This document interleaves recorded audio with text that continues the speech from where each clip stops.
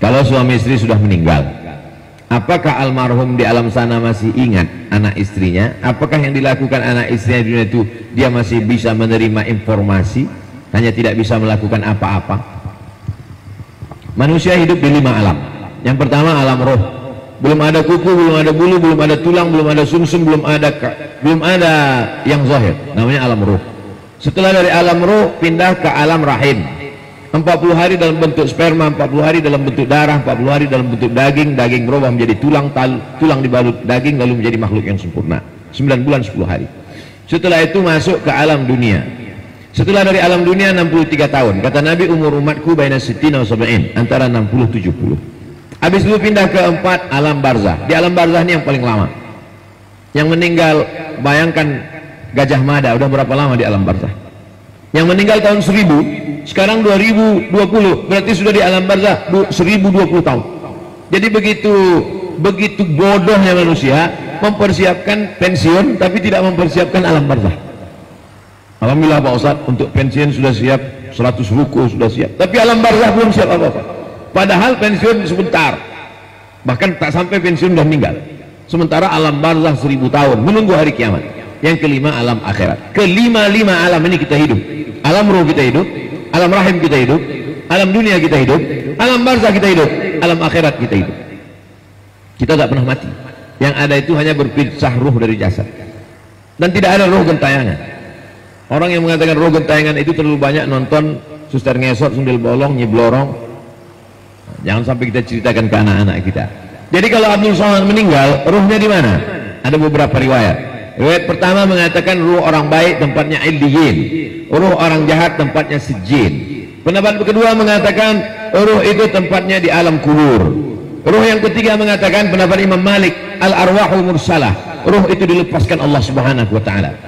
Tiga pendapat ini tidak kontradiktif. Tiga pendapat ini bisa dikombinasikan. Kuasa Allah Subhanahu wa taala. Ada kalanya Allah melepaskan ruh itu sesuai dengan izin ketentuan Allah. Ada kalanya Allah mengembalikan ruh itu ke alam kubur untuk merasakan azab kubur atau nikmat kubur. Ada kalanya ruh itu ditempatkan Allah, kalau dia baik illiyin, kalau dia tak baik di sijjin. Mudah-mudahan ruh kita berada di illiyin, dan dia bisa melihat amal anaknya, keluarganya, saudaranya sesuai dengan kuasa yang diberikan Allah Subhanahu wa taala. Sebagaimana kita hidup bisa melihat, mereka pun bisa melihat. Bedanya, bisa mereka melihat kita, kita tak bisa melihat mereka, tapi ada di antara kita yang bisa melihat. Mana contohnya? Nabi Muhammad SAW ketika Isra Mi'raj, dia berjumpa dengan Adam, dia berjumpa dengan Nuh, dia berjumpa dengan Idris, dia berjumpa dengan Ibrahim, dia berjumpa dengan Musa. Padahal nabi-nabi itu sudah meninggal dunia. Itu menunjukkan bahwa ada di antara manusia yang bisa melihat, di antaranya Nabi Muhammad SAW.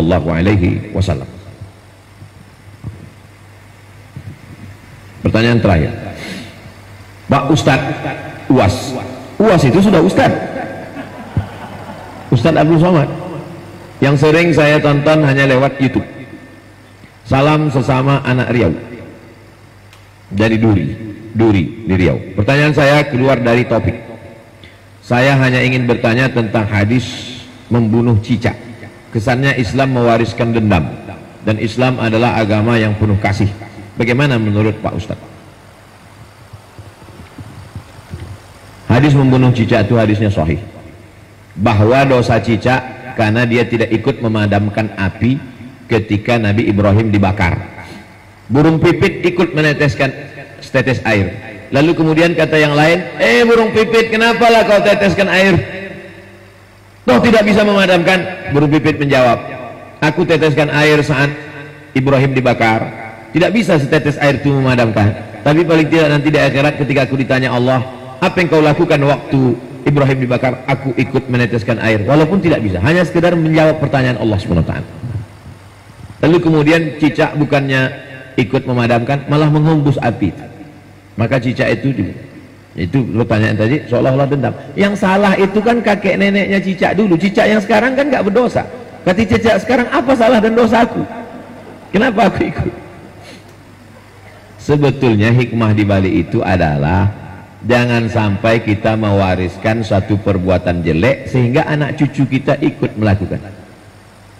Tak perlu saya sebut nama, tak perlu saya sebut profesinya, tak perlu sebut orangnya. Berapa banyak perbuatan jelek yang dilakukan kakek nenek moyang kita dulu, lalu kemudian anak cucunya ikut terimbas.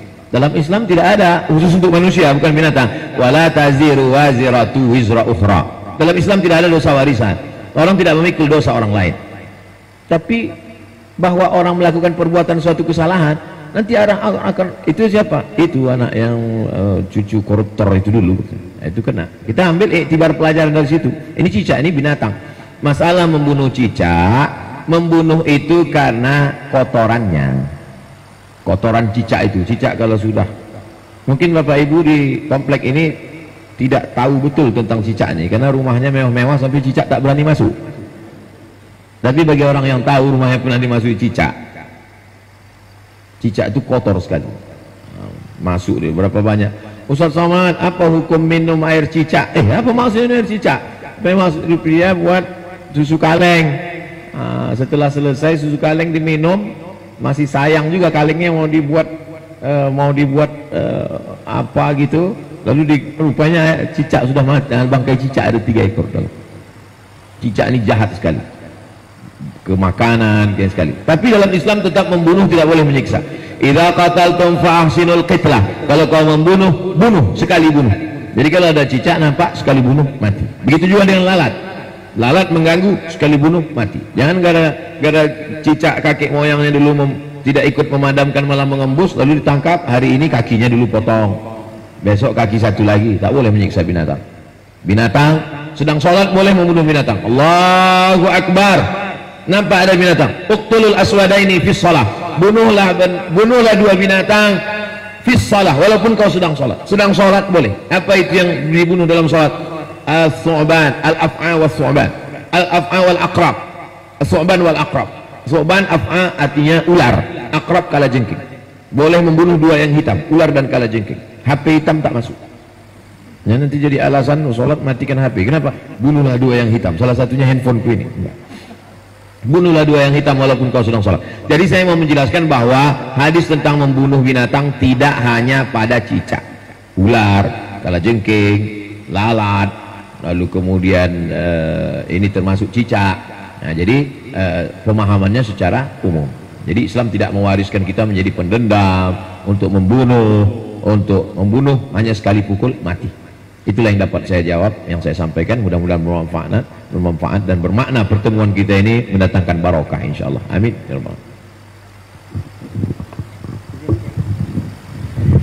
Jazakumullah khair kepada Gurunda atas semua pertanyaan yang Masya Allah, Tabarakallah. Mudah-mudahan bermanfaat untuk kita. Sebelum kita tutup dengan doa, ini ada saudari kita yang ingin memeluk agama Islam. Ustaz Somad, Pak Bobi bisa dibantu? Boleh?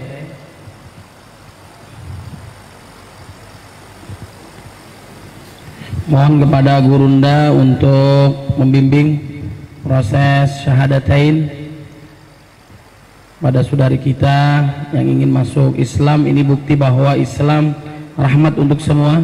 Alhamdulillah, dan juga mudah-mudahan mendapatkan keberkahan kita seluruh yang hadir di sini.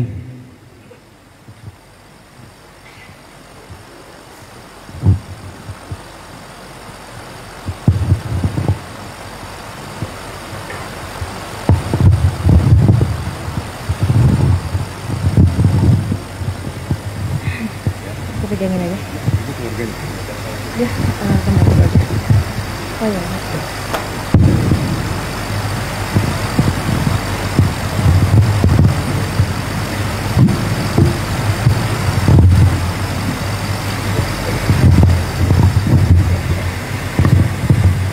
Bismillahirrahmanirrahim. Assalamualaikum warahmatullahi wabarakatuh. Alhamdulillah rabbil alamin, wassalatu wassalamu ala asyrafil anbiya'i wal mursalin wa ala alihi wa sahbihi ajma'in. Ini bukanlah syahadat yang pertama. Syahadat pertama saudariku sudah bersyahadat di alam ruh. Ketika itu ruh belum berjumpa dengan jasad. Wa idz akhadha rabbuka min bani adama min zuhurihim dzurriyyatahum wa asyhadahum ala anfusihim. Ketika itu Allah bertanya kepada seluruh ruh. Allah bertanya, alastu bi rabbikum, bukankah aku ini Tuhan kamu? Waktu itu semua ruh berserentak menjawab, bala syahidna, kami bersaksi engkaulah Tuhan kami, la ilaha illallah. Lalu kemudian setelah itu ruh masuk ke dalam jasad. Ada yang masuk ke dalam jasad, emaknya beriman, ada emaknya tak beriman. Lalu kemudian ini semuanya menjadi ujian. Kebetulan saya masuk ke dalam ruh masuk ke dalam jasad ibu saya orang Sumatera beriman, saya menjadi muslim. Ada saudaraku yang masuk ke dalam perempuan yang tidak beriman, lalu dia non muslim, dan kemudian dia dengan akalnya mencari, kemudian dia menemukan, maka mereka diberikan keutamaan luar biasa. Catatan amal mereka bersih suci-sucinya, mereka adalah orang-orang yang diampuni Allah dosanya, catatan amalnya dimulai sejak hari ini. Maka saudara-saudari adalah sejak bersyahadat ini nanti menjadi bagian dari saudara kita. Selama ini saudara kita sebangsa setanah air negara kesatuan Republik Indonesia, sejak bersyahadat maka ada dua ikatan kita, satu saudara senegara, setelah ini nanti saudara seiman dan seislam. Saudari Florensani Arungbone, apakah masuk Islam ini murni karena diri sendiri, tidak ada paksaan dari pihak manapun? Ya Pak Ustadz, ini murni dari hati saya. Bersedia tanda tangan materi 6.000? Sangat bersedia. Ini sebagai aturan negara saja. Sebetulnya andai ada orang bersyahadat cukup, tapi kalau dia bersyahadat sendiri nanti menjadi masalah penyelenggaraan jenazah. Bagaimana, siapa yang memandikan, mengkafankan, dikubumikan, dimakamkan, disolatkan, dimakamkan. Dengan ini nanti kita semua menjadi saksi. Pembimbingnya, salah satu dari saudari kita ada pembimbingnya, supaya tidak hanya sekedar syahadat, habis syahadat selesai, tapi dibawa ke mu'alaf center, supaya diperhatikan sholatnya, puasanya. Setelah dia bersyahadat wajib sholat, wajib berpuasa, menunaikan zakat. Mudah-mudahan diberikan Allah rezeki bisa berhaji ke Baitullah. Ikuti saya. Asyhadu Asyhadu an an la ilaha la ilaha illallah. illallah. Aku bersaksi Aku bersaksi bahwa tiada Tuhan tiada Tuhan selain Allah. selain Allah. Wa asyhadu Wa asyhadu anna anna Muhammadan Muhammadan Rasulullah. Rasulullah. Aku bersaksi Aku bersaksi bahwa Nabi Muhammad Nabi Muhammad utusan Allah. utusan Allah. Kita ulang sekali lagi. Asyhadu Asyhadu an an la ilaha la ilaha illallah. illallah. Aku bersaksi Aku bersaksi bahwa tiada Tuhan tiada Tuhan selain Allah. selain Allah. Wa asyhadu Wa asyhadu anna anna Muhammadan Muhammadan Rasulullah. Rasulullah. Aku bersaksi Aku bersaksi bahwa Nabi Muhammad Nabi Muhammad utusan Allah. utusan Allah. Allahu Akbar. Allahu Akbar. Allahu Akbar. Maka sejak hari ini saudari kami Florensani Arungbone menjadi salah satu saudara kita seiman dan seislam. La yu'minu ahadukum, kamu tak beriman hatta yuhibba li akhihi ma yuhibbu li nafsihi, sampai kau sayang kepada saudaramu seperti sayang pada diri sendiri. Tidak hanya bersyahadat. Setelah ini kita tanya ibu-ibu bil khusus, ibu-ibu tanya apa keperluannya, bagaimana sholatnya, bagaimana mukenanya, bagaimana hafalan-hafalan surat-surat pendeknya, menjadi bimbingan kita semua. Ajak berkomunitas, ada kajian-kajian, ikuti sertakan. Mudah-mudahan kita semuanya diberkahi Allah Subhanahu wa taala. Ala hazinniya wa kulli niyatin salihah. Al-Fatihah.